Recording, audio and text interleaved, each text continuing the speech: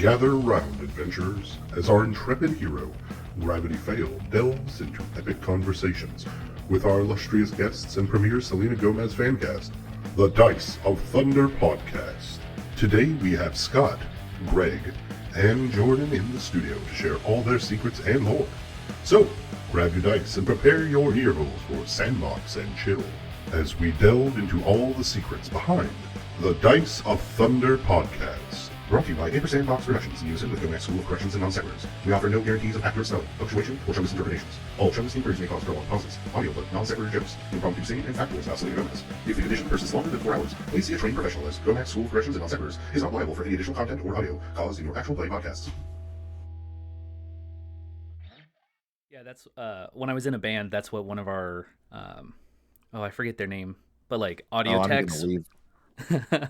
I gotta leave the room so you guys can band. These guys are in a band. Totally talk you can talk music all you want, my friend. All you want. Yeah, one of our audio engineers is like, yeah, I have to listen to music on crappy headphones, great headphones, on the studio speakers, then in my car, so I can get just the right mix. I'm like, cool. Oh yeah, it's completely overwhelming because you have to consider everybody's perspective. Mm-hmm. Like, at what point does the bass sound better than the guitar or the drums, or when does it cut in and out? Yeah. Mm-hmm.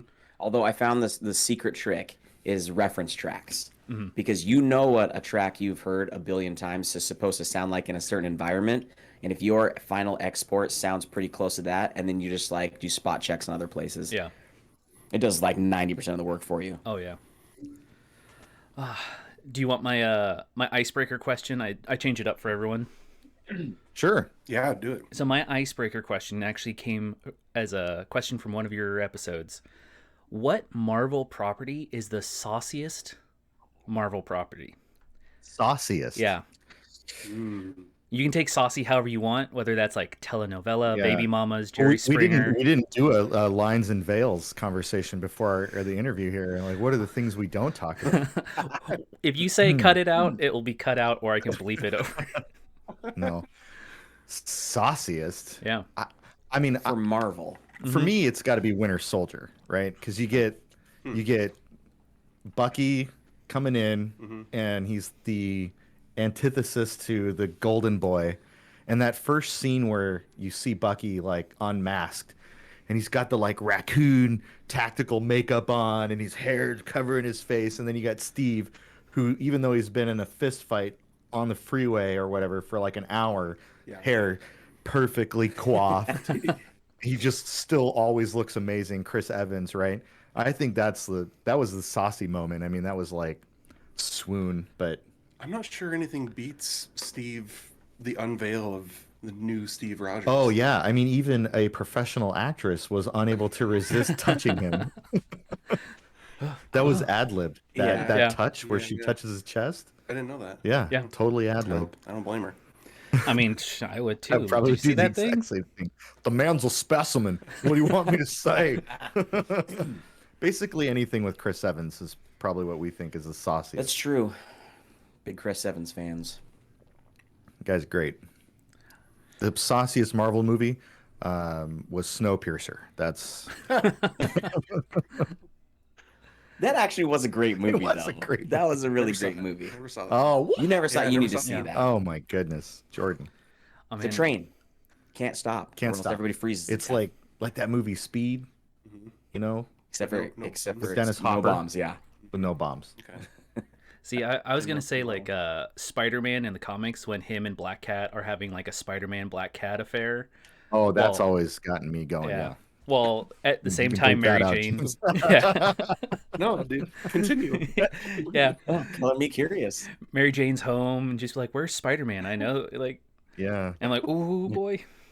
My favorite thing about that whole relationship is that anytime he tries to take his mask off, she's like, no, honey, put that back on. Leave it on. No, I'm not interested in Peter Parker. No. You're ruining the moment. Put the mask back on. Yeah. Come on. I've been waiting for Felicia to come into one of these movies and like have a role as a conflicting love interest. I think that would be an interesting like plot hook for a Spider-Man Felicia movie. Day? Felicia Hardy. Oh, I was like, if they have Felicia Day casted as the Black Cat, that'd probably be okay. Same result. Yeah. Well, I was gonna say my other icebreaker was just video games, but I saw that you were playing Diablo 4 Yeah. today. We just had a half an hour or 45-minute discussion about Diablo 4 before we started this Yeah. recording. Yeah. Strategies for the upcoming season and what we're all gonna play. I haven't decided yeah. yet. I think I might do a druid. I was gonna say druid. Oh, I thought you were gonna do. Oh, he's gonna do. I'm running necromancer. necro for That's the right. season. Yeah. Do you want to do druid? What would you do, rogue? Rogue. Okay. Yeah. Yeah. I'll do I'll it. do a rogue. If As rogue is my main, I would highly recommend it. It's a blast. Yeah. I can't. I got no love for the barbarian right now. He's. I am like now determined to create a barbarian and make him awesome. So I you're think jealous. you can. Exactly. I know I can. You're just gonna be whirlwinding forever. That's If I'm slaying demons, who cares? really And I'm not dying. we're all just playing Diablo 4 until Starfield comes out, Yeah. and then we're gonna crawl into little caves and we probably won't talk to each other for like 6 months. You just put the We're podcast actually- on we're a actually break. gonna- yeah, we're gonna Yeah. take a mid-season Take, break take a mid-season break on the podcast. See you guys indefinitely. when our children are in college.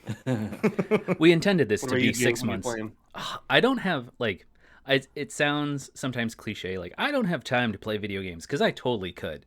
The only thing the only thing I like kind of do is Pokemon Diamond, just because it's an easy like pick up, okay, killed something, put it Yeah, down. It's almost like a fidget spinner, but as Yeah. a video But game. way It's- cooler. Yeah, it's the fidget spinner of video games, like that and older Nintendo games. So like the remake of Zelda Link's Awakening is also another one where I'm like, I don't know where I'm at. Just finished that. Do it I again. just finished that. It's Show them the ink. Can you see the? It's so. I don't know how to do it. There it is. Yeah. It's somewhere on Mine my ain't gonna arm. flex on us. It's something on me. I just finished the remake, Link's Awakening remake, and it was fantastic.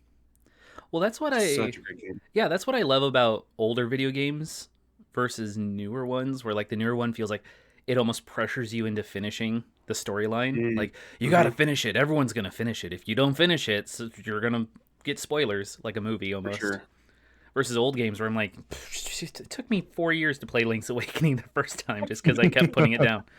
Yeah. But then I just Yeah. run around cutting grass for an hour and a half. Like, "Whatcha, Yeah. whatcha, whatcha." But that's literally part of the fun, though. Yeah, Yeah. yeah. The spoilers are so hard to avoid these days because you do one search for it Yeah. on Google or whatever, and then all of your Google feed is just Walkthroughs. videos and Well, walkthroughs and You guys will send me like trailers for games coming up, and I'm like, and most of the time I don't watch them for that very Yeah. reason. Oh, so that you don't get the spoils. Right. So I don't get the spoils. Spoil me on Starfield. did watch that I'm one. ready to. Though I have Only- one worry about that game is the writing. The Yeah. clips that I've seen of some of the in-game clips. The writing is a little bit hokey. Okay, so here's Yeah. the deal. Yeah. My only concern about this game is that I will put more hours into it than I put into Skyrim. Oh, that's totally gonna happen. Challenge Did you- accepted. Yeah. Did you have a problem with Skyrim's writing, or was it completely forgivable? No, that was fine. I mean, I was okay with Skyrim's writing. But you still put over like 300 hours into the game. Oh so- yeah, of Yeah. course. I mean but Skyrim's whole main plot with the dragon and those characters were all memorable for their for the writing. Like who's the Thane over Whiterun again? What was his name? I can't remember. But I don't remember any of it right now. Ulfric, right? No, Yeah. Ulfric No. Stormcloak was a different guy. He's the main. Yep. He's one of the main protagonists or antagonists, right? So So which side you choose. That's a dude Yeah. that was written really well. Yeah. The guy that was in charge of Whiterun, that's Ulfric Stormcloak. I'm trying to remember the city that's right in the middle of That's Whiterun. Skyrim. Yeah, that's Whiterun. Yeah. Yeah. Yeah. Whoever that guy was, Jarl Sigmund. I don't know. Yeah, Yeah, he was real something Norse. well Yeah. written. I haven't played Yeah. the game in like 2.5 years, and I'm Shame. old. So Don't start it because Yeah. you won't be able to put it down. I Yeah. know. And now there's mods on the Xbox. I know. That's what makes it. And then you get to play it faster. It's amazing. Yeah. yeah, that's my Love third game I'll go back to is Skyrim. What's your number one then? Yeah. what's- Pokemon. Just because it's Pokemon, easy. right. It's on a handheld system. I can take it with me wherever. Like of all time, like if you had to pick Oh, all your time? favorite game of all Yeah. time. What's your favorite all-time game? We're interviewing you, James. That's true. I mean, Who'd you're go always open first? to. I would still probably say like a Pokemon game, preferably red or blue if I have it. Like I've Oh, yeah. downloaded the emulator on my phone multiple times and then had to put it down because I'm like, I'm just gonna grind all day till I get a level 99 Charizard. Yeah. I don't care about any of the others. It's only Charizard. Quick break from the interview to present to you a non-sponsored ad break. Have you ever wanted to be surrounded by geeks and nerds that have a passion for all things TTRPG? Do you love Warhammer, 40k, Magic the Gathering, and D&D? Well, come on down to Terracrux Games in Tacoma, Washington. They have everything you need to build your commander deck from off the shelf to competition ready, or paints and miniatures that will elevate your home game from theater of the mind to full immersion. Enough of this non-sponsored ad, let's get back to the interview. Speaking of game choices, one of my questions was, what started you on Pathfinder instead of doing like D&D or another system? Yeah. That's totally my fault. We didn't have a choice in that. Yeah. Yeah.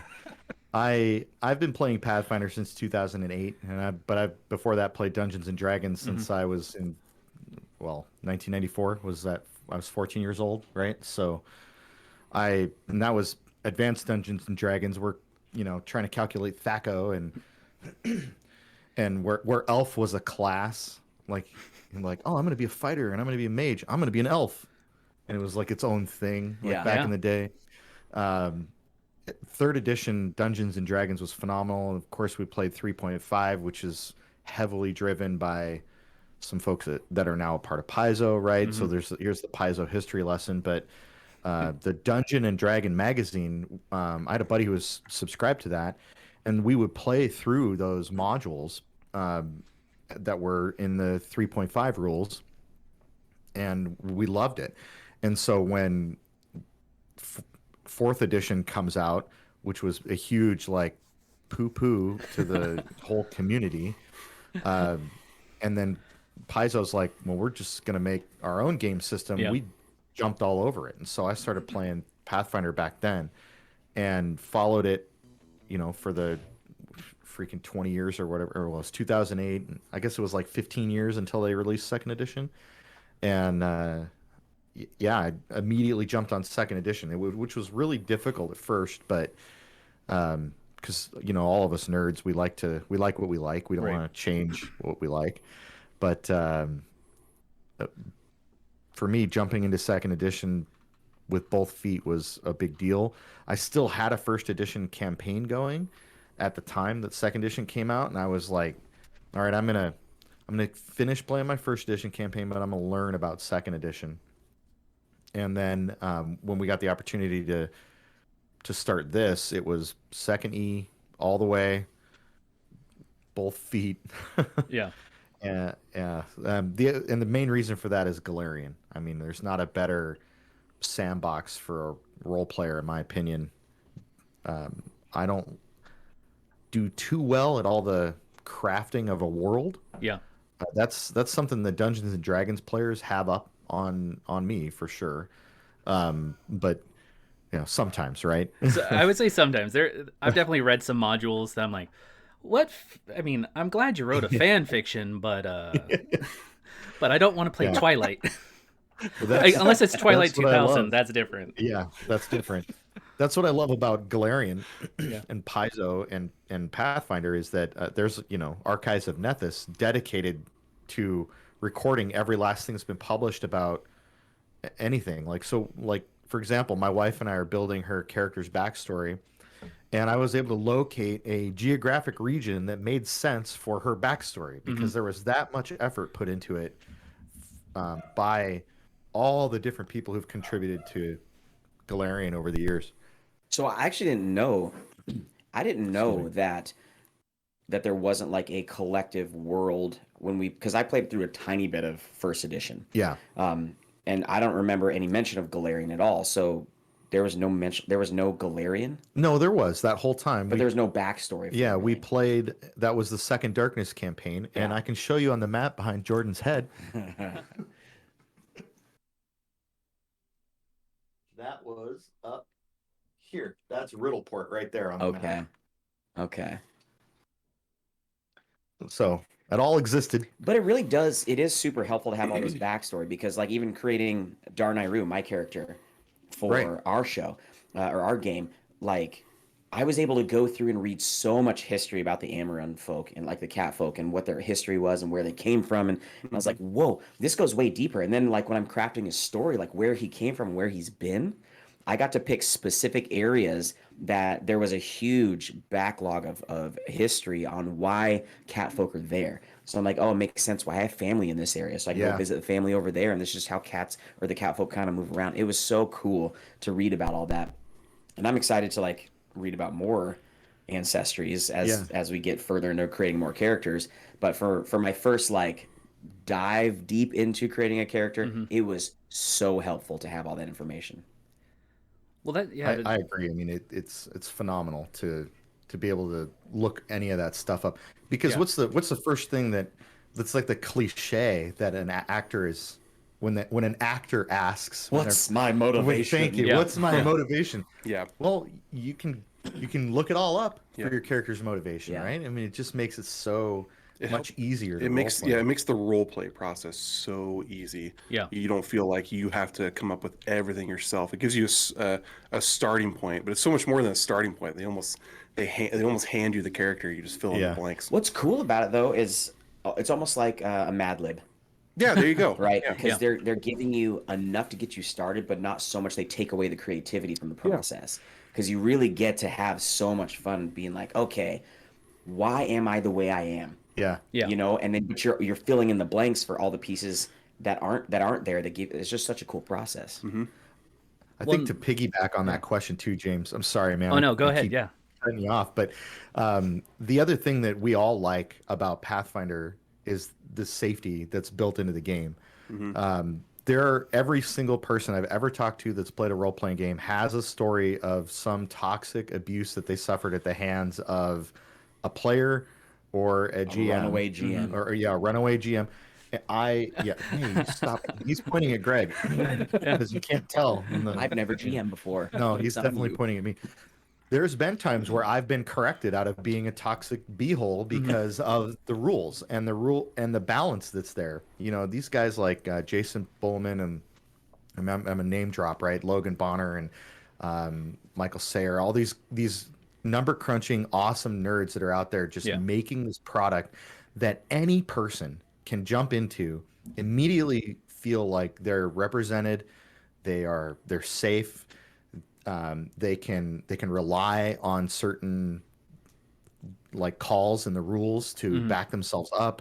There's like a legality to it. It's really crunchy at times. I think that's kind of commonplace for Pathfinder. And I don't mean to turn this into a big piezo love fest, but Yes, you do. I do that when I talk about it. But it's just so lovingly crafted by these folks that you can tell that they wanted to make sure that everybody, GM, player, anyone in between, can be properly represented, properly defended, and feel and still have fun. Yeah. Like nobody's losing in that situation, right? And I've had some toxic GM events that, like, I had one guy I played in the game with, and there's one listener out there, Piper, that knows what I'm talking about if she chooses to watch this. But I had a GM who took out the rules for what is it when you have surrounded? So flanking. Flanking. Flanking was just if there are two people in melee, then it's flanking. Oh. Didn't matter if It's you didn't open. have to be behind them. Yeah. Subtle. You would think it was subtle, right? But then goes and throws 8 goblins at us in our first encounter. Oh. And then didn't have, and I put myself, I was playing a paladin. I'm level 3, only got 1 attack, had my back to the wall. Yeah. None of you suckers are flanking me, right? Yeah. Because nobody could get behind me. Nope, every single one of them was, and I almost died in that encounter. Yeah. And I was like, hang on a second.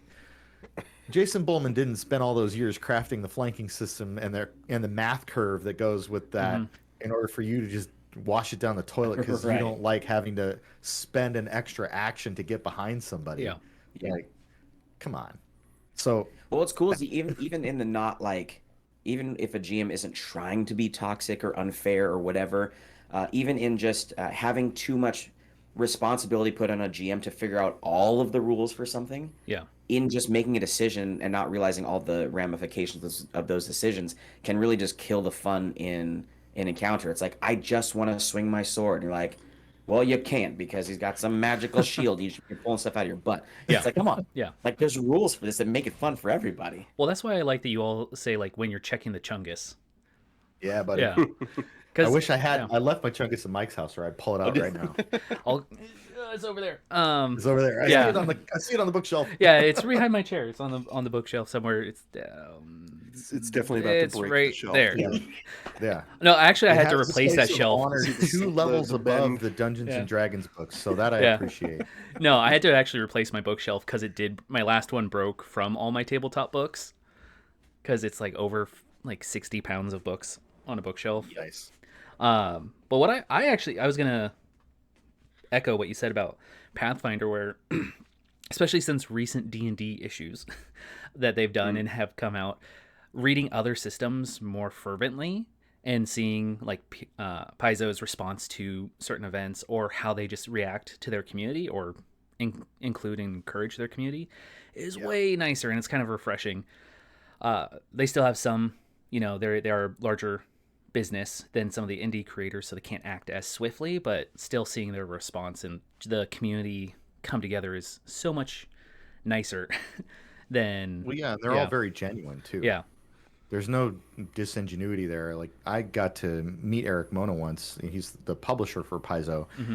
And the guy is just as awesome and fun to talk to in person as he is on his live streams and his, it's like it's the same exact guy. He's a totally genuine guy. And they do that all throughout their whole company. I mean, I've met a couple people from Paizo. I've been really lucky to do that. Bumped into one writer randomly at Emerald City Comic Con, and she was working at some other booth. Yeah.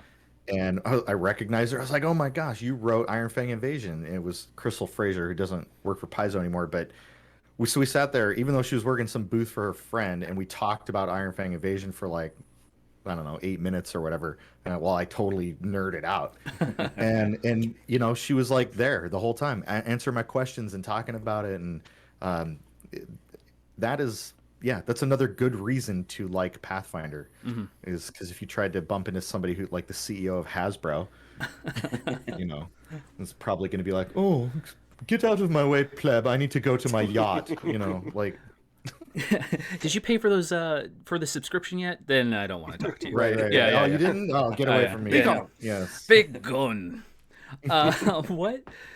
So this question actually comes from Alex on Twitter. Alex. Alex. Shout out. Our Canadian chef buddy. Yeah. Hey, mate. How did the idea of starting a podcast? Yeah. How did the idea of starting a podcast come to you? Is what the question was. Man, I wasn't gonna talk about it, but then I decided I had to. You're gonna make him cry. No, I've been a huge fan of the Glass Cannon podcast since about 2017. Again, Piper, friend at work, turned me onto it, and that is 5 friends in their living room with a single mic at the beginning, right? And then they've grown into this mega empire. So it's hard not to be just impressed by their progress and what they've done, but also it's like these are just some regular guys from the East Coast, and it's hard to not be like, "Oh, I wonder if we could do this. I wonder if I could do this."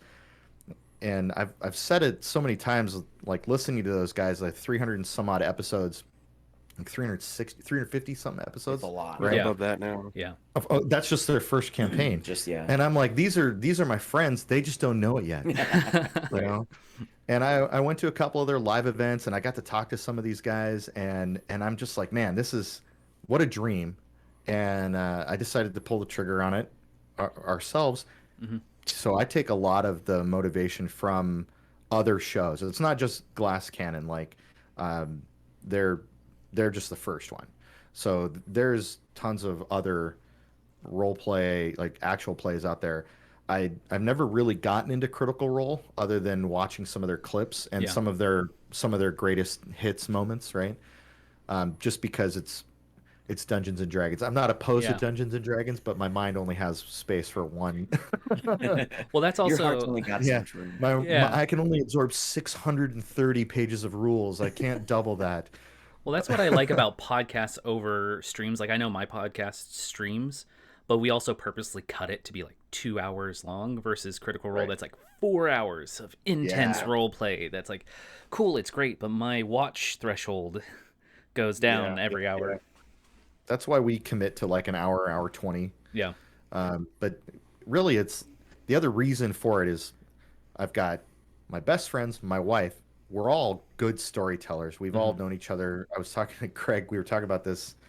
Yeah, it was yesterday or Friday or whatever. Yeah. We've known each other for like 16 years, and we were all like, wow, we're so old. Yeah. And then Duval, I've known for, oh gosh, it's been about 12 years. And one thing that always happens whenever you get two or more of us together is the energy level is just through the roof. Yeah. And it drives my wife nuts, but she loves being on the show. So It definitely tests the compressor. yeah, we At least love I to do. test our Yeah. compressor. I got a new soundboard. We're plugging that one in after next weekend's recording. We're gonna update our sound so I can Nice. record on multiple tracks. Yeah, anytime we tell Jordan to go in the door behind Jordan right now. Yeah. Is When we like, go tell in that Jordan to go in the closet. closet and yell, that's literally the That's the closet one. right there, and he still breaks the compressor. Yeah. Yeah. Yeah, I have to like turn my mic down for me to yell. Oh yeah. Yeah. Wow. We Dang. couldn't even hear you. Yeah. Wow, that was impressive. Yeah. Then I talk this loud and it's still Oh pretty yeah. There you quiet. go. Yeah. Yeah. We do the whole Yeah. back up and Yeah. and get close. Yeah. Cardioid mic helps. Oh yeah.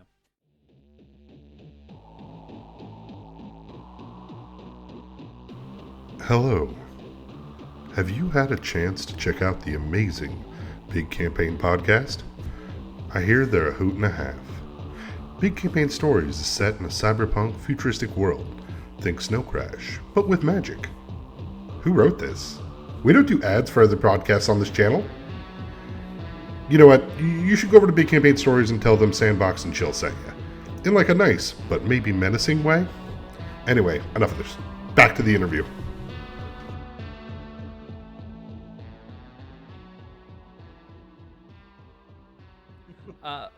So this is open for everyone. Who, like, was there anyone who was trepidatious to starting the podcast or needed the most convincing? Brittany? No, you know what? She was the first person on board before I No talked kidding. to I any. didn't know Because you spent several Yeah. years talking her into it before? No, hey man, Just planting you seeds. water the seed and the tree will grow. Yeah, because you talked to us all individually, so who Who- was like, Who would it have been then? I don't know. Who do you think it was? Duval. Duval? only Okay. because he's a busy guy. He is a very busy, busy guy. Yeah. It wasn't me, was it? Was it you? No, there's no way. I was like, bro, this sounds like fun. No. It was. It was It was. Big Daddy I was Jay. on board. Big Daddy I was on board from Jay the first Boogie phone Wing call. Wang. I was on board from first phone call Yeah, but I had to get to the end of the phone call. That's how. because you won't stop talking. I won't. Yeah, Scott calls me. He's like, hey, I got this idea. I'm like, I'm in. I'm in. Yeah. Duval didn't even let me get that much out. When I called him, he was like, "I'm whatever this is, I agree." And, like that's how he answers the phone. I'm like, "Okay, let's do it." Hello, yes. No, Brittany, it was funny because I was talking to her, like I started planning for this in January of, well, I was before that. I sent you that text message in January of 22, Yeah. but it was like November, October of 2021 that I'm baking this in my mind, and I'm talking to my wife about it. And it was really important to me that we got a female voice on the show. It was very important. It's a limited sampling of 5 people, so it without that female voice, it's already hard to tell the 3 of us in this room apart when it's just audio. But I really wanted to make sure that we had that female voice. And I was talking to her about it, but I was talking to her not from the perspective that it would be her. Right. And then I would say, "Oh, it'd be nice if it was, if you would do it." But no, I didn't expect her to. And maybe our daughter will do it. Like it might be something that she'd get into, and she's 20, so it'd be cool to have that Gen Z voice too. Because I'm Gen X, and then I got these millennials. Yeah. Not by choice. No, Yeah. but eventually she was like, "How come you haven't asked me yet?" So I was just like, dancing around the subject. That's great. And I was like, well, I didn't think you'd be into it because it's pretty nerdy. She's a huge nerd, but she's not as far into the nerd pool as we closet are. nerd. Yeah. And I was like, well, would you? I mean, like, it would be like years of commitment and all this stuff. And she was like, yes, of course. Foolish husband. Of course, she's not here to back me up and tell her own side of it. But yeah, it was. I will say that there was a sense of like, when you asked me, I was like, are you sure you want me? Like, there was a little bit of hesitancy, like, Right. Man, I've never done this. So I'm green. I mean, other than playing a little tiny bit. Yeah. So it's like this, like, are you sure you want me to do this? Because this is a big deal. And none of us have played second edition before. And none of us had. You are worthy. Aw. You are good enough. Yeah. Bro love time. So I think to answer your question, James, I was the hardest person to talk to doing the podcast. 'Cause Right. It took me several months to get it off the ground and decide to do it. Yeah. With that, so this kind of comes from Jeff over from Big Campaign. Oh, yeah. Jeff. Our good buddy, Jeff. His initial question is, how have your players changed since the start? But I would also say, how do you feel each of you has changed from the start of the podcast to like where you're at now? Because you have a lot more episodes under your belt. Technique of recording, I assume, has like changed up a little bit. How you play or DM probably has changed a little bit. But what do you feel like you've changed? That's a great question. It is a good question. Jeff, he's going to go right at the heart. I think, kind of continuing on the answer of having no clue what I'm doing and learning as I go, reading so many rules, like off air. Oh, yeah. Yeah. First off, I didn't know I was going to enjoy that. And I've come to really, really like it. You're a resident rules lawyer. I am, like I would say, like a rules lawyer in training. I just really enjoy that there are very specific ways to do things, and I also just am an actually kind of guy in general, I think. So it's been cool to read through all of these rules, though, and learn as I go. So even if I'm doing something that's like, dang it, I didn't nail it on that, I'm like, I want to tell the world that I screwed this up, and I want to do it right. So I think, I don't know if that's a change necessarily, but I've gotten more aware of the proper ways to play by a really great rule set. And so I think that's one way I've changed and grown. I definitely think this whole idea of playing a character and someone's listening to that, like that has challenged me a lot. I mean, I'm a goofball in general, so I'm kind of always just acting weird. But to pick a character that I want people to fall in love with, I think I've changed in the sense where I've like, and this is something that like Scott took us through the very first pre-recording. He said, close your eyes, and we're going to just do a little mental exercise. And he put us in a space, and it helped us like, okay, you got to be the character that you are playing. Like, understand, what does it sound like in the area you're at? What are you smelling right now? What's going on around you? And I think that anytime I start getting stuck in the story, or I'm like, where the heck are we going? Which happens all the time. Like, what are we doing? I stop. I fail. Well, no, that just happens because we're in this room and we're surrounded by technology and all this equipment. It's easy to get lost in that instead of lost in the story. But then, so when in those moments, what I do is I stop and say, what does Darnayru want to know? Yeah, there you go. What is he trying to figure out? Why is he here? And when we did our whole like season 1 to season 2 transition, I typed up. I was like, all right, here's the story thus far, where we're at, what we're doing, and it just got me back into like, okay, where's Darnayru at? Like, what's he thinking? What's he trying to accomplish here? And so that was so helpful. Yeah. And I think that's something that a way that I've really grown as not just someone who's enjoying playing a game for my benefit, but also for the benefit of the people I play with and anyone who just happens to be listening in. Right. And Darnayru's going through a bit of a crisis right now. Yes. Darnayru can't roll well. Yeah, it's not just that. He doesn't know how his powers work yet, and he's like having this moment. Yeah. These guys they just ding level 5. Yeah. Like they've got a lot of power under their belt now. And third level spells are a thing now. I mean, there's so many just massive changes that happened in this last week. So maybe Darnayru steps into his own. I don't know. Maybe. There's a mystery left in it. I would piggyback off of a lot of what Greg said. Is first there's the aspect of being public facing in this sense, and not really sure how to present who I am. How much of myself can I show to the public, and I've grown a lot more comfortable throughout this whole process, and I found out pretty fast it was going to be easy to do. Because like Scott mentioned earlier, I'm doing this with my best friends, and so it's very easy to get comfortable in that space. But then the next piece of that is the role playing. I'm the greenest person of our group. I have never done a role playing tabletop game. Lots of role playing video games. So being creative, being funny, all that kind of stuff. I've just grown a lot more comfortable as a player, and vulnerable, certainly. And I get to the space where it's like, I don't care if someone thinks I'm too weird or too goofy or whatever. I'm just gonna be myself, and that's been a lot of fun. And but I also learned how to not be like so attached to the game that I don't walk out when we have the first character death. Oh, so rough. It just happened to be mine.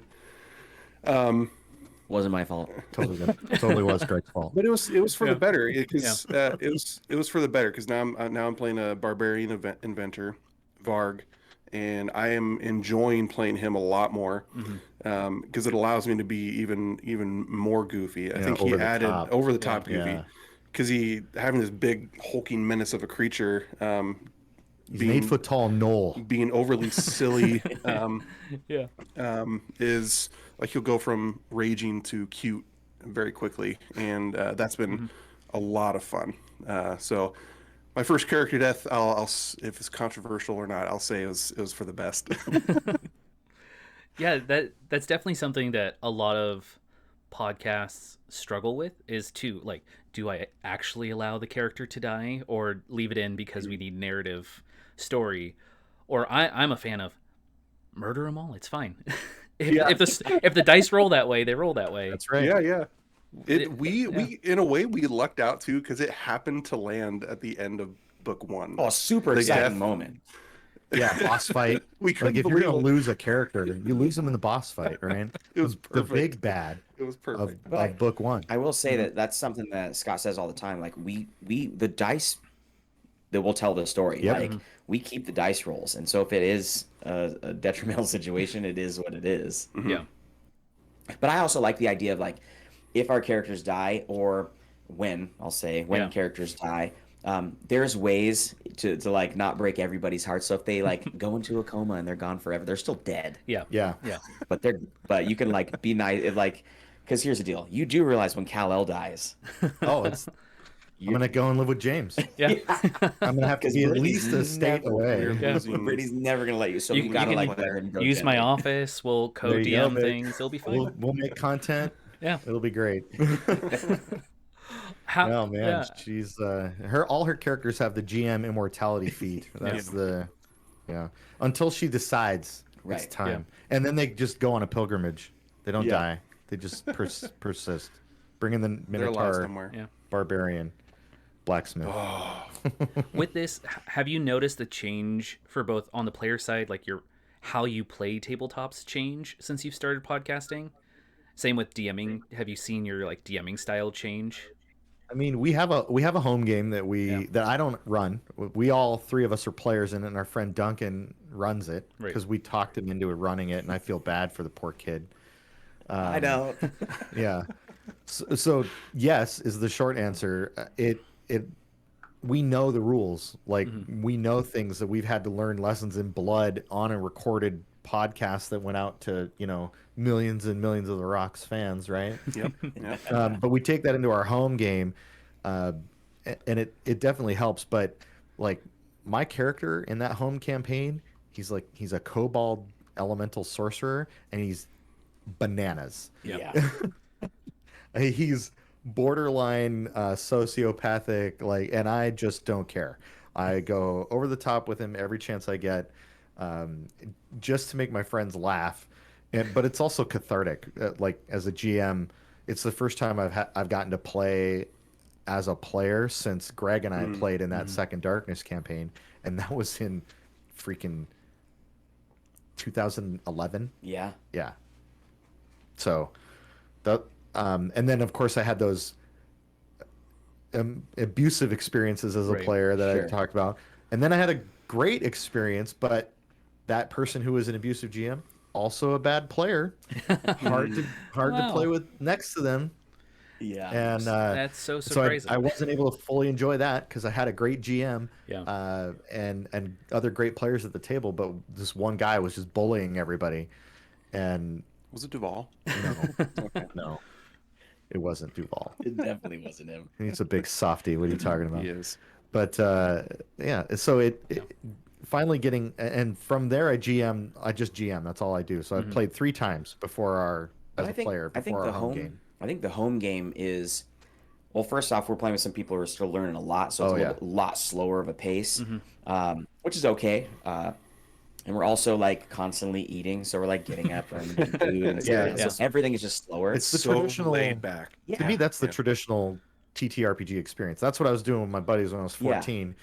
You know, we would fart around for 2.5 hours before we even rolled dice because we were like talking about our characters, and it was just like this goofy event, and that's the spirit of of tabletop.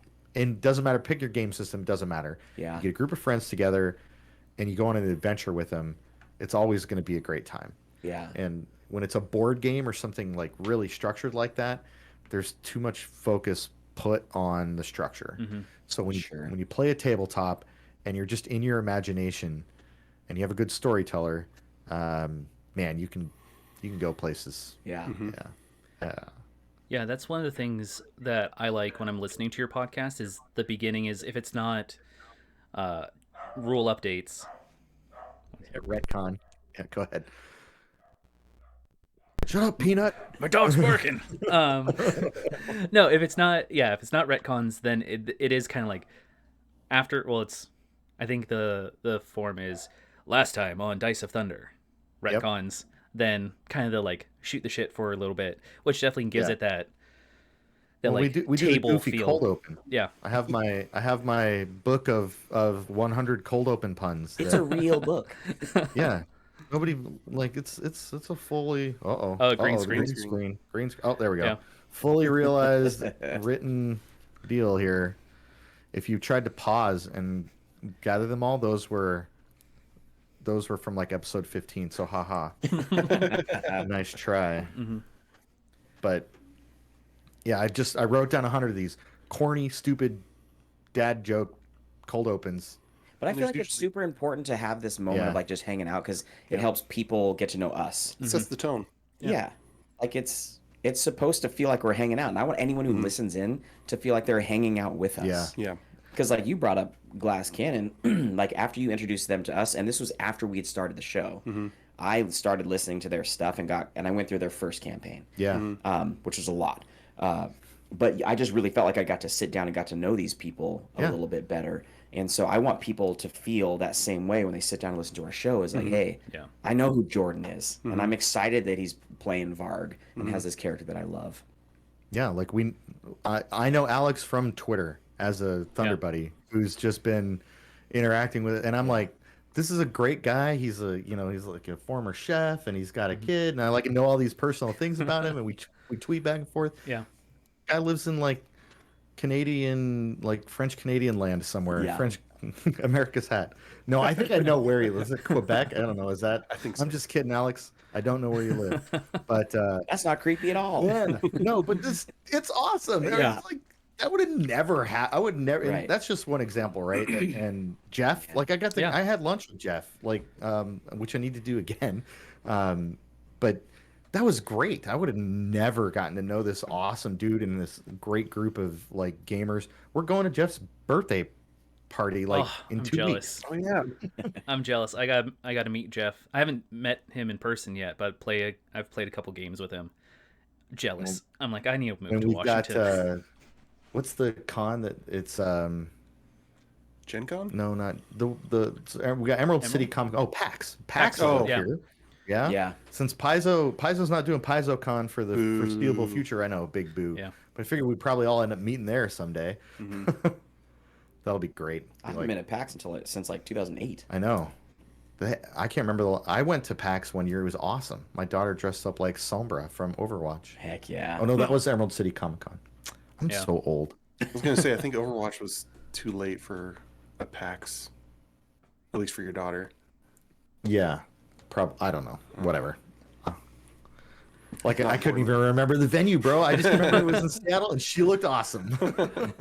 Speaking of that, usually I do this at the end, but what could, like, a lot of people wanted to be a panel at conventions. Is that something that you would want to do? Like, if you could be on like PAX or Gen or whatever and just be like, welcome to the Dice of Thunder podcast, and everyone. Oh man. I've done stuff like that for other things, like other jobs in the past, Yeah. at larger and different types of conventions, and I love it. Yeah. I feel like I need to answer on behalf of my wife. There you go. No. There you go.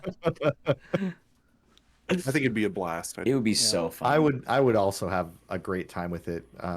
We could get a cardboard cutout Of Brittany. Brittany. Yeah. And she can just mic it from the hotel room and Oh, that's perfect. boom. Nailed it. No, even Duval's just as much of a performer as the rest of us, and He's a literal like performer, like a literal actor. actor who acts in theater, local theater, Does and stuff like that. musicals Yeah. Yeah, So he's all about that life. and I have no problems speaking in front of crowds of. I could speak in front of a anyone who will stadium listen. full of people. It would be no big deal for me. But Yeah. but yeah, I don't. So we're 80% yes. Just because I'm always curious with everyone how, like, you network. Because when I was checking out all your socials, like your Instagram, I think I found something on Reddit. Like Really? a Thunder Buddies thing. I'll have to pull it up. That's news, James. No way. You're I'll lying. have to double Are check. you serious? You're lying. I might have. It might be like a reference, or maybe it was me commenting on somebody. I'll find it. Still, But there's So still you're fine. starting something. I'm That's awesome. How about that? I'll start it. I'll You're do saying Thunder you're, Buddies. you're saying you're our moderator. Yeah, I can do that. I can do that. Yes. I went and Um, created a username so that I could have, the username on Reddit Yeah. just in case. But that was the last time I touched it. Was in January of 2022. That's crazy.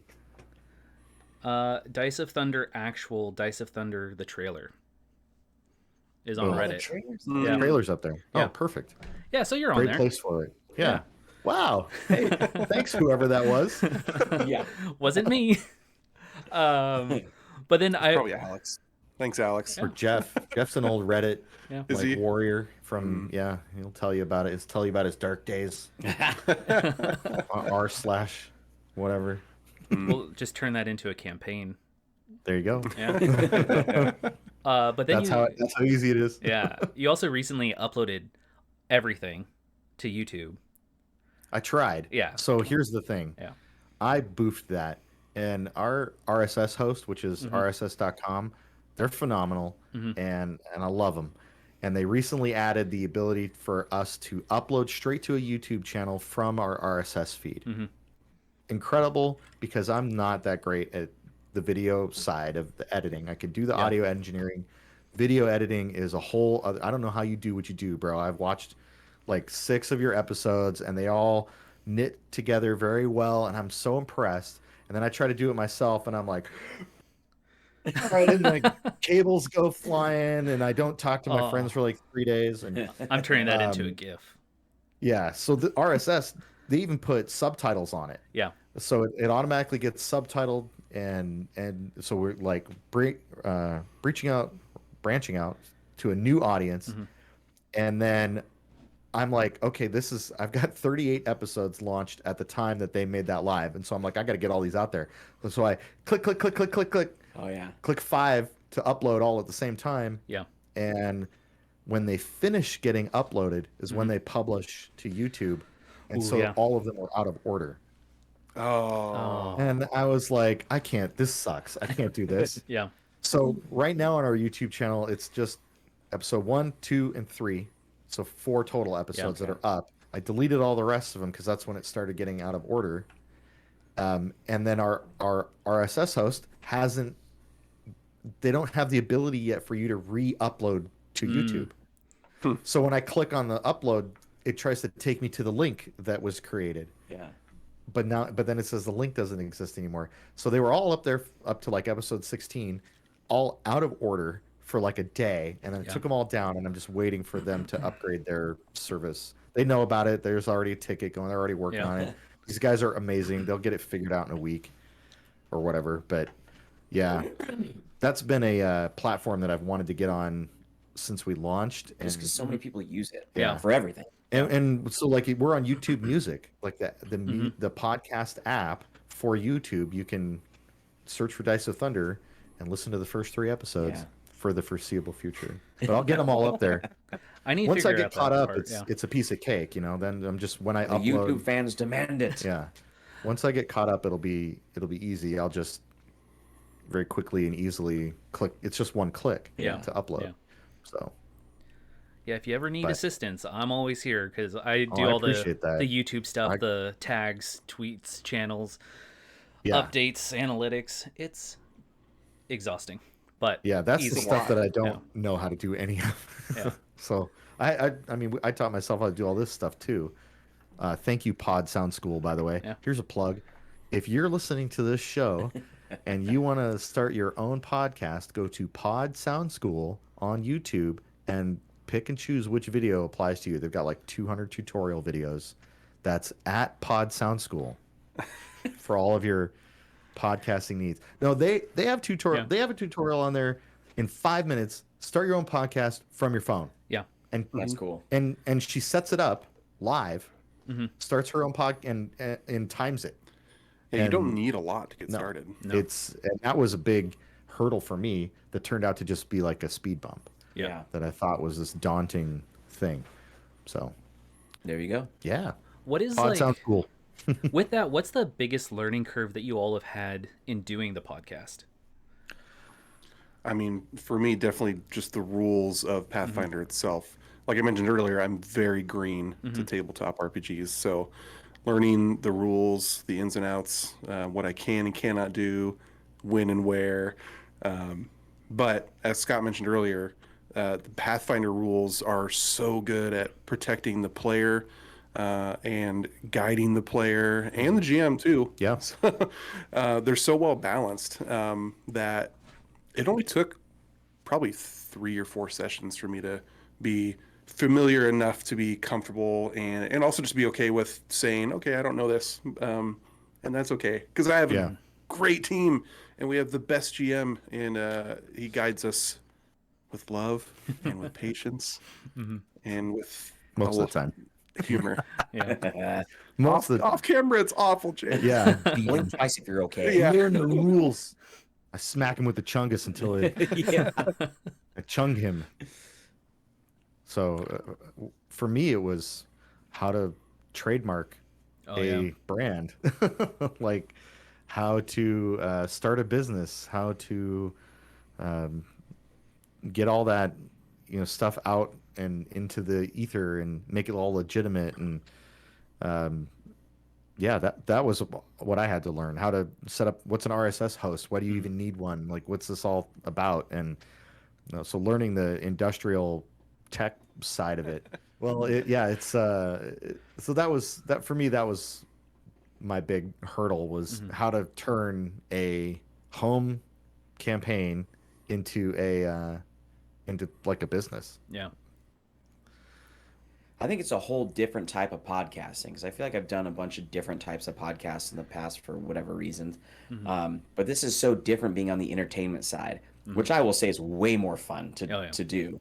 Than like a news show. Then because a lot of I do is like informational or instructional, like those things, or mostly just for people to learn stuff. But this is just so much different in the regard that we get to play something that's so fun, but then also get to do it for the enjoyment of other people as well. So that does take a little bit of a mental shift in how I think about what I'm doing, but then it's such a good mental shift and it's really refreshing. So I think I don't know if that I consider that a hurdle or not, but like the hurdle of being like making sure that I approach this not from like a stuffy I'm doing a job now. Like this is what Yeah. we're podcasting now. Yeah. It's like Yeah. different than that. Yeah. So just making sure I don't fall into that. That's me when I'm editing. Yeah, I'm thinking like because I write scripts for a lot of stuff like when I do these videos based on how the interview goes or if someone's wearing something, I'll make like an intro, mid-roll, break, and outro based on that. So one of my most recent ones, they're wearing a Hawaiian shirt, so the whole time is like, "Welcome to Sandbox and Chill. Like this is your interview podcast," which is going to be out this Wednesday. So That's great. so that's definitely something that like for our own podcast is like is a interesting learning curve, and also to break away when, like you were saying, when doing the more entertaining side, you're not doing scripts, you're not being like the 5 attacks you should do when you're fighting a horde of goblins. Right. Exactly. That was so good. Still really exciting to Yeah. watch, by the way. Step 1, run away. Make sure that your GM hasn't removed flanking rules. Step 3, put your back to a wall. It works. Yeah, it does. No, well, you might get the side flanking unless you're in Yeah, a well, corner. those you can focus on. Come on Yeah. into the side. Pop. Yeah. That was the whole point. Yeah. Yeah. You just get the ones here and here and you leave the others alone. Which, I mean, yeah, fighting in general in tabletop is kind of weird when you can be surrounded by 8 people. Yeah. Or a swarm. Yeah. That's been the thing Oh that's been my the most challenging. That's gosh. always Yep. Pathfinder swarms are very hard. Yep. Especially if you don't have an AoE like caster blaster in your party. And yeah, we've had some fun run-ins with swarms. We had a fun run-in with a spider swarm Yeah. in our home game. And I kill it with my lightning bolt slinging angry kobold, and Yeah. it did not go well. No. Oh, question. Yes. Because I was thinking about yes. swarms. I know you use Roll20, but do you use the maps in Roll20, or is it just for the character sheets? No, the Paizo publishes their maps packs if you buy their PDF from their like I've got the print book. So as an example, I've got the print book, which is going to be dog water with my my background. But those have maps in them. So here you go. There's just the green screen now. So you get the book, and then you get the map, the spoiler map. Yeah, show. Yeah, you want to see it? Show a little You bit. want a little spoiler map? A little. Yeah. It's a little taste. Sure. Why not? It's in here somewhere. There you go. Not looking. You get something like this, right? And how do you do that in here? Well, Paizo, you just get the PDF of this book when you buy the book from them, and then you can upload that onto Roll20. There's my grody green screen. Yeah. It's almost It is like cool to see the maps. I will say that one thing I'm trying to do better about is not, because we're an audio podcast, don't rely on the map visually so much That was gonna because be no my one next else question. can see it. And that's why I love if you guys hear us talk about the Gales, and we've mentioned this in the show, both Scott and my mom our moms are both named Gail. And so when we're explaining things to the Gales, they're to the people who have no clue what we're talking about. Yeah. And we just have our moms in mind. Yeah, totally a bit I stole from Smartless, by the way. Yeah. Oh, that's where it came from. Flat out stole it. Okay. No shame. It's like It's a form of hilarious. flattery. And it works. But yeah, so but thinking of the maps are cool, but then saying, okay, if I didn't have this map in front of me and I just had to picture this in my mind, how would I approach this situation? But dang, those maps are helpful. Yeah. Yeah. Because definitely in an audio format, there are times that I'll listen to your podcast and you say, this is the room. This is what's in the room. There are posters of Weeboo art. All about Oh yeah, forgot about that. Gattleby's Gattleby's, apartment. yeah. Yeah. You burnt down jerks. That's not our fault. He forced our hand. That was Slick's fault. Yeah. Yeah, exactly. That was not in Dang the lizard. adventure path. That one I had to make up on the spot. But I didn't even know that. yeah, that's, well, I get to That's have a great. little bit of fun every Yeah. once in a while. We use Roll20 because we're a recording studio first, right? So we've got all the microphones in the way. I would love to play with minis. I paint minis, obviously, because that's how much of a dork I am. But I'm used to running these campaigns on a giant vinyl mat that you draw out a map and reveal it as your characters go through it. That's always the preferred method for me because you get that nice spatial awareness, the spatial feeling of the game. I think that's the true magic of the game. Yeah, there you go. Yeah. I'll have to beer censor it holder. out because it's a beer holder. No. We don't have room for that. Oh, nice. Yeah, pretty soon Brittany's gonna be able to summon those with her druid in the Triceratops. But right in the middle of our table are 2 monitors for the players on either side of me to be able to see Roll20. So, and then we've got cables everywhere and all that stuff. So, out of necessity, we use a VTT even though we're all sitting in the same room. But we also use a VTT in our home game. Right. And we have, we put it on the big screen, and we're all looking at one map, and it's just the same as if it was down on the table, but. And that's all we use that for on the screen. Sorry, elbows. That's all we use that big screen for, is just to see the map, to see where we're kind of at. Yeah. But then we use we use Hero Lab for our character sheets. Yeah. Right. Oh, That's another thing is we don't have a lot of space either for 6 pieces of paper to keep track of all your stats and stuff. So we use Hero Lab. Which, by the way, if you're feeling at all like hamstrung by creating characters, Oh man, my gosh. Hero Lab really helps a lot. Helps you learn the Yes. system, how to build the characters, does a lot of the math for you. Makes it so easy. Yeah, so and it helps you not forget things because let's be real, I forget a lot of things. Yeah. So And we do use an alternative rule in our campaign. Oh, yeah. We have the free second class. So you normally only get one class, and Pathfinder in the Game Mastery Guide has a dual class rule set option that allows you to pick 2 and doesn't break the balance of the game because you're only allowed to draw from so many resources at a time. So I did that because I wanted to, in my mind, it worked because I wanted to have less downtime. Right. If people are exhausting one pool of spells or one set of abilities, then they have another one where they don't have to constantly be pinging me for an 8-hour rest, which, is, we have an optimizer in our group, so it happens. Is that the Gestalt rules? Yes, Yeah. yes, I think that's what they call them. The entry in the Game Mastery Guide is dual class Gestalt. Yeah. Yeah. but you put a little twist on it. No, They did it's- exactly the same. So that's they say only RAW. one martial as well. No, that's true. Okay. I did some research, and if you have 2 martial-based classes, it really does actually start to break a few things because martials have a lot of passives. Oh yeah. So if you have a fighter who's also a rogue, now they're backstabbing with a great hammer or something like that, and it's just okay.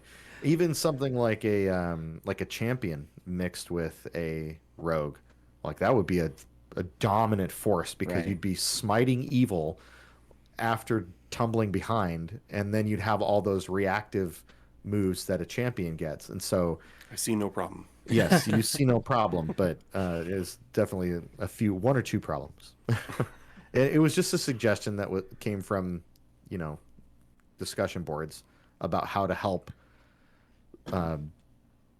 even out your combats. I will say though that giving us the ability to dual class is so cool because then you get a chance to think about like, okay, how I build my character. I can build it in such a way, not just from like mechanically, but like personality wise. Yeah. So it gives you a whole nother pool of like things to pull from. I have something in the works. It's like a monk summoner, but you build him in such a way that like, okay, what does he summon and how does that play into his backstory and stuff. So it's just cool when you kind of put these two ideas together and see how creative you can get with it. It's way more fun. Yeah, and something like that would totally work because a monk has to use all their action points to build up their their key pool, Mm-hmm. and a summoner has to use command Eidolon and cast spells, so you can't do both in the same turn. Exactly. Your Eidolon just kind of waits, kind of like how Luton and Kal-El work. Totally. Where Yeah. if Brittany's feeling extra druidy that day, she's going to be commanding her Jaguar more, and she's not going to really cast any damaging spells. And then there's days where she's like, no, I'm the face melter. Yeah. I'm going to melt some face. And she's full sorcerer, and the Jaguar just sits there. And you can see that in episodes when you watch Mm-hmm. or when you listen to what happens and how Luton reacts to that. Yep. It really, the action economy makes it work really, really, Yeah. really well. It only trips you up when there's a lot of passives. Yeah. Sure. So. Especially if you forget them. Yeah, and in truth, a barbarian and an inventor are two martial classes. The inventor is not a spellcaster. They are a martial. But they require a lot of action economy in order to make their stuff work, and none of it has the rage trait. So So you can't do any of the stuff together. yeah, so Varg's whole build balances because he's kind of either or in combat. You get to pick to be an inventor or a barbarian for this combat. Yep. And you Which can, we've run into 3 times. yeah, already, I and think. you can flip if you want to Yeah. from inventor to barbarian, but not the other way. Right. Oh, I want to make my innovation explode. Well, Yeah, you well, can't because you're even raging. think about it. Yeah. You're Because angry. you're a little angry. You're too angry to think about flipping switches. Now I'm more angry. Yeah, Yeah, like exactly. in real life. Well, I think that's what also makes it fun and feel more epic, because I think that's one of the weak. I'm not gonna talk down about D&D, but like when they have backgrounds, but the backgrounds don't do anything. So like, why pick it? And you might as well pick like another class that like you had this whole life. You were alive for 20 plus years before you adventured. Why not be a ranger, whatever, and still level 10 instead of needing to be level 20? Yeah, Pathfinder. Like I have a dwarf that I played one of the last times I played, and he was frozen in stone because he got grabbed by a Duergar assassin that pulled him into the stonework, and then he stayed there That's awesome. Nice. for 200 years I hadn't heard that story. and forgot everything. So he's midlife dwarf. Yeah. He's like 140 years old in dwarf years, and then gets pulled down into the stone by these assassins, breaks free, gets frozen, and then gets unearthed by his own people like 150 years or 200 years later as they are digging diggy hole, and they uncover him and they bring him back to life just in time for him to see his youngest daughter die of old age. Whoa. And that's why he leaves, is because he's like, So the first thing he said was Yeah. rock and stone. yeah, Rock and stone to the stone. yeah. Well, that's That's something. wild. See, those are cool backstories. Yeah, Yeah. so he's an Oread.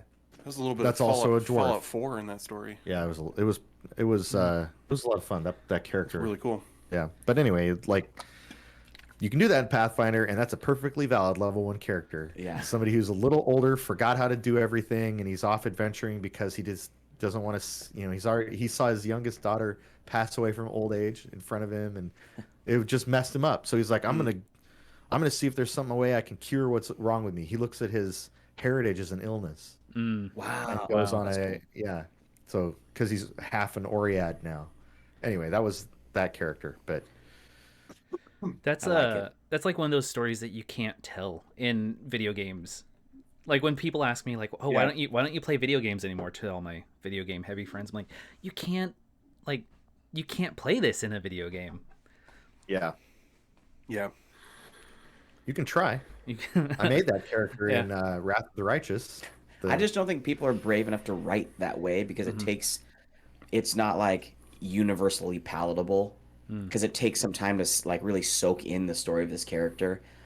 So people are just wanting a quick buck now, I think, and they just won't take the time because it takes a little bit of intellect to dig into a character like that, I don't know. I just picked a bunch of stuff from Paizo's pre-written heritages and ancestries and backgrounds. So great. They give you it's the building blocks. It's the Right. foundation. That's the point I'm trying to make. Yeah. I'm not.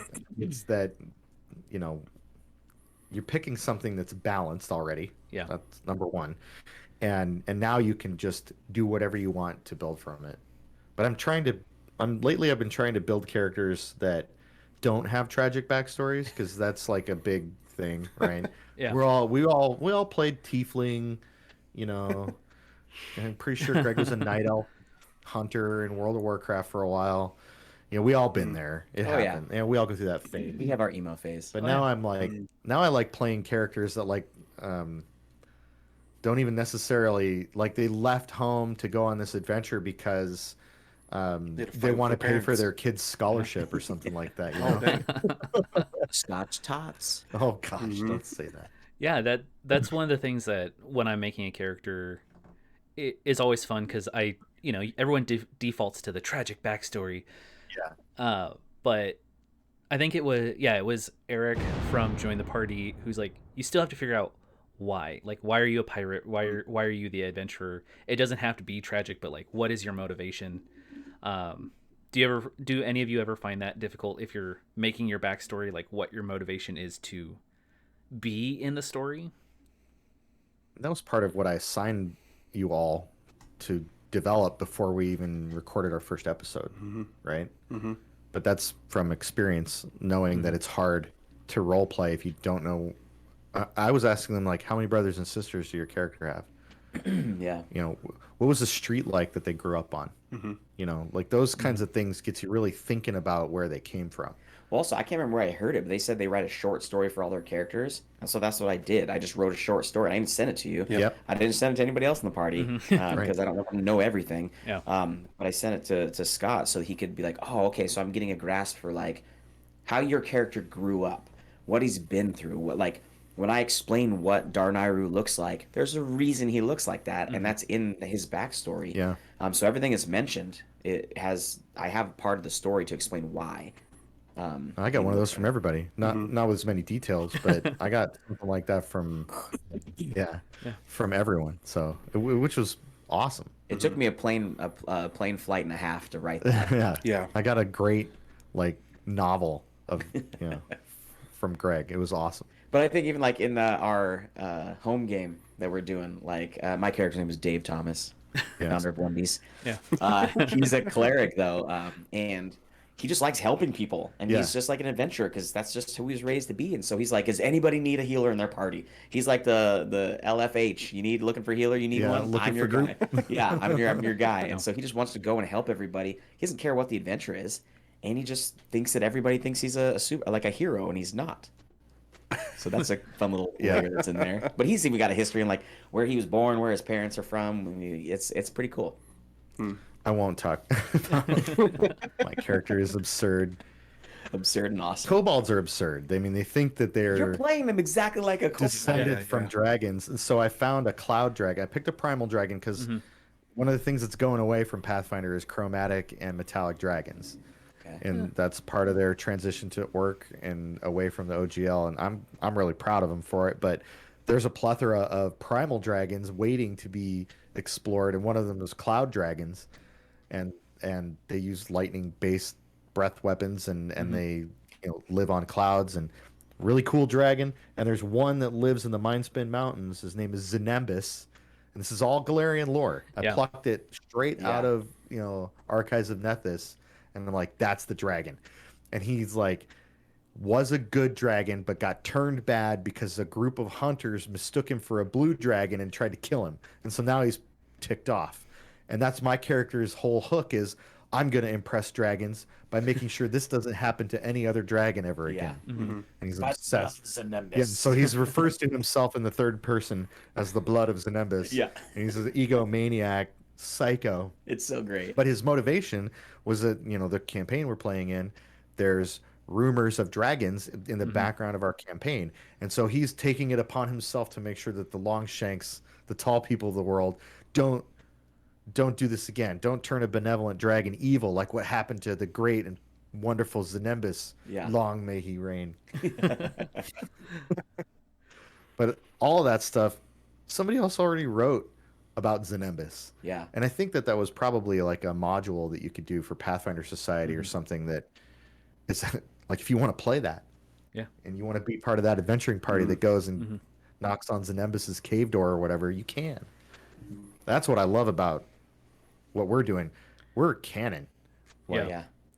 Hardcore canon podcast. Like everything that we do is grounded in the official lore as much as possible, except for like the stuff that I make up that goes along with the character. Like the character hook for Darnayru and Luton to even come to the area. I used Ambrose Valson, who's on the cover of a new adventure path that's coming out. He's a venture captain, right? I don't know if he's a good guy or a bad guy in that campaign. Usually they put the bad guy on the front, so I'm kind of worried because that's my boy. uh, but like all of these characters and stuff that are referenced in that first episode are all straight out of the Absalom book, and they're right off of the pages of Galarian lore. And I appreciate the staying canon as much as possible because, like, even in writing my backstory, anything that I was unsure of, being canon or not, came from before the times of understanding, basically, or before the histories were starting to be recorded. So it's things that's like, okay, that's if I'm going to take a little bit of creative license or creative freedom in those regards, I don't want to have it compete at all with the actual lore of this really, really exciting to explore world of Galarian. Yeah, I like that about Galarian too. There's enough wiggle room in the edges for people to write their own whole campaign if they want to. Oh yeah. Yeah. And still and really I do that, or we do that as a fan service to people who listen to our show that are Pathfinder fans. Like, I want them to recognize certain things. Like, there's a reference that I made when in the episode where Balnor died, he goes to the boneyard, and the moon is practically touching the boneyard. Well, if you're a Pathfinder nerd like I am, you know that that is a sign of the apocalypse. If that's Grotus touching the boneyard, and when he crashes into the boneyard, that's supposed to signify the end of existence. So why on earth is Grotus, a mile away from the boneyard? That should be freaking. I mean, if you were listening to our show and you're a Pathfinder fan, you had to pull over, I hope. I mean, I hope I gave somebody just a total freak out. Well, now I'm rethinking everything you said. Yeah, I know. at that moment. But because it was like, for a Pathfinder lore fan, it was a significant revelation, and I was happy to do that. Like, I want to mess with some Pathfinder fans because it does tie into our story.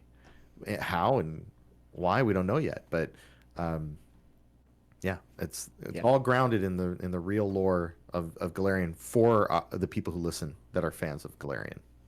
So that was a 15-minute self-plug. Jeez.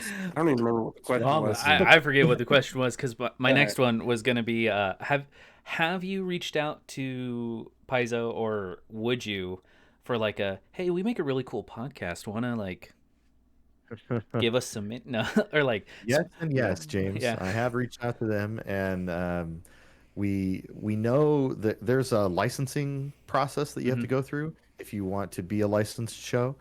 I don't think we're there yet. I'm sure that the 4 players at my table would disagree with me. But yeah, there's a step that you take in order to do that, and that's where like all the big guys are at that step. Like all of the, I guess it's who would it be? I mean, it's the Glass Cannon, obviously. There's Rollmongers. There's a few of them. There's like a list of like 8 or 9 different podcasts. Now, anybody who's a publisher has also got that license to an, because they're making money off of Paizo's stuff. And the reason I say we're not there yet is because I'm not there yet with the whole, this being a money-making enterprise isn't on the table yet. Maybe it is. It's on the table, but it's like over there, Right. We've got what we're doing right in front of us. We're only 40 episodes in, and what I really want is to have this primary show that is our flagship, that is always free. It's always there for anybody who wants to listen to it. You're going to be able to listen to Dice with Thunder with no ads or any of that nonsense, because as soon as you start talking about that step, James, you got to start revenue generation campaigns and all these things that, as a podcast fan, I'm not so fond of, but I understand. Right. I understand. I subscribe to people's Patreons, and I I do a lot of stuff on purpose because I'm a fan of their product, and I want more. Yeah. But I also want there to be a demand for that. Like I want people to feel like if they subscribe to something that we provided and we use a license at that point to generate, money, it's used specifically to just generate more content for people. Like that's what it would be a one for one, a return Yeah. on investment for our listener.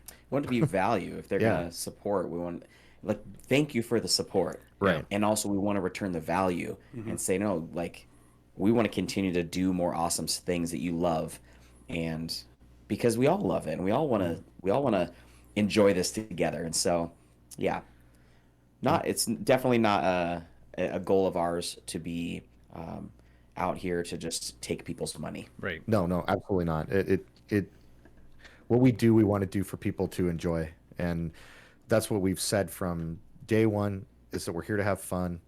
And if it's only Alex up there in Quebec listening to us, then we're going to keep making the show. That's fine. Yeah.